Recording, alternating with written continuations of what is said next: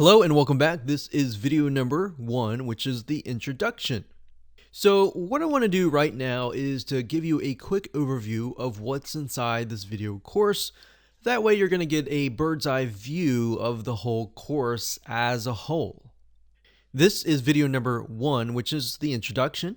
Video number 2, we'll talk about themes, because the design and the look is really important, especially to the customer, especially how you lay things out and all of that. So we're going to show you where to go to get access to Woocommerce themes that are already pre-made for you.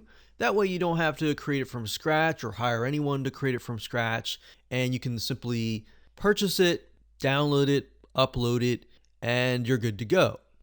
Video number 3, we'll talk about the general settings within Woocommerce, and then exactly how to tweak them, how to customize them, and all of that. Video number 4, we'll talk about the product settings overview, which are the products, how to create a product, how to edit a product, how to customize a product. Once you've created your products, you want to make sure that you organize them, because you never know if you will add more in the future, and especially if you start creating 10, 20, 30 or more, it can become very disorganized. So you want to make sure that you create an organized system. So we'll teach you how to organize things and how to utilize the options built into WooCommerce to organize your products, so that it makes it easier not only for you to find, for also your customer to find as well. Video number 6, we'll talk about the product attributes. Product attributes are basically like if you were to buy a skateboard and you want it in green, blue, purple, different colors, maybe different shapes, different wheels.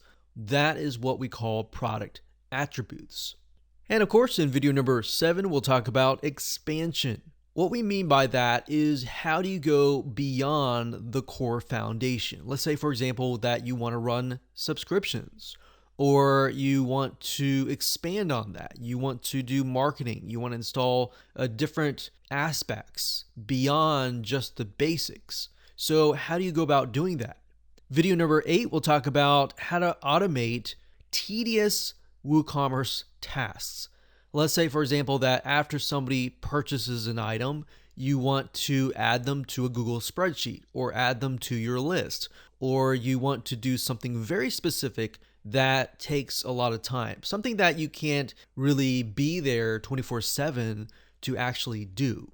So in other words, once you have set up these automations, then it's going to make your life a lot easier. The more you automate, the more you can actually focus on marketing your store, getting people to your store, and focus on other things. Okay, so what I want to talk about right now is what you need before you can get started. So before we even dive into the video course, you are going to need these things. So obviously you're going to need a website with WordPress already installed. Now, in terms of where, you need to figure out if you want your store located on a subdomain, such as store.yourdomain.com, or maybe you want it to be located within a subfolder, such as yourdomain.com/store, or within the main site. So those are things that you need to figure out before you watch this video course. Now, obviously, you can watch the video course and then go back and implement that as well. But the main thought process is, where do you want to install? So most people just install WooCommerce wherever their WordPress site is located. So if that's the case, you don't really need to worry about that. I just wanted to mention that as an option, because that way you can segment your main site and your store if you choose to do so. But otherwise, if you don't really care, you can install it wherever your WordPress is installed. Now, there's a lot of courses, there's a lot of videos out there on the basics of WordPress. You can find a lot on YouTube or other platforms as well. And sometimes you can find them for free on the basics of installing WordPress. And sometimes you can get your web hosting company to do that for you as well. Once you have figured that out, the next step is why. So why are you creating your store? You need to understand the purpose and the goal behind your site. Is it to make a certain amount of money? Is it to, obviously, everyone wants to make money, but is it to impact a certain amount of people? Or is it to sell, let's say you have a warehouse and you have 100 skateboards or 100 of something, and you want to get rid of that.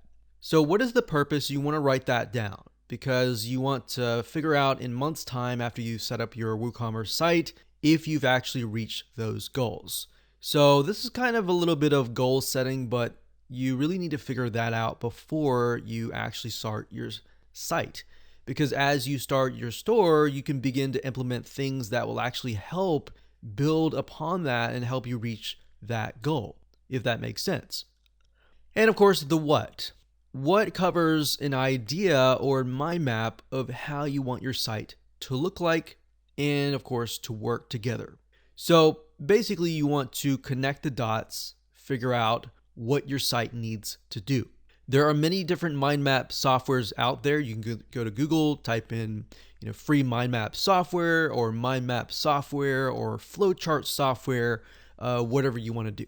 We like lucidchart.com. That's another good option. It does cost a little bit of money, but it's a really good tool to organize your thoughts. So what I'm getting at here is there's a lot of thoughts in your head that you just need to get down on paper. All right. So last but not least, the how is this video course. So now that you have a good idea of what you need before you can actually implement WooCommerce, let's jump in and talk about WooCommerce themes.